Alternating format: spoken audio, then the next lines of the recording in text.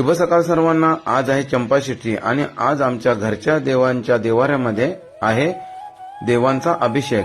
अभिषेकासाठी 5 जोडपे बसणार आहे। अभिषेक झाल्यानंतर देवांची महाआरती करण्यात आली। आरतीला खूप मंडळी उपस्थित होती। त्यानंतर आरती चालू असताना भक्ताच्या अंगात देव खेळत होते। आरती झाल्यानंतर सर्वांना प्रसाद वाटण्यात आला। सर्वांनी आनंदाने प्रसाद खाल्ला। त्यानंतर सुरुवात झाली भंडाऱ्याची। भंडाऱ्यामध्ये मुख्य 3 भाज्या होत्या, एक मेथीची, त्याच्यानंतर वांग्याचा भरीत आणि मूग मटकी। जेवण तयार झाल्यावर सर्वात प्रथम जेवण देवांसाठी काढण्यात आला। गावातल्या सर्व देवांना जेवणाचा नैवेद्य दाखवण्यात आला। संध्याकाळी हरिपाठी झाला आणि सर्व रस्ते दिव्यांनी सजवण्यात आले, रांगोळ्या काढल्या।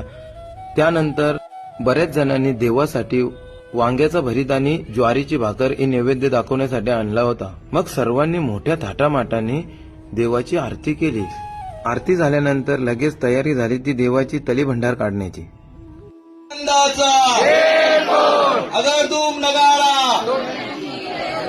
देव गेले जेजुरा पाव में तोरा कमरी करगोटा बेंबी हीरा।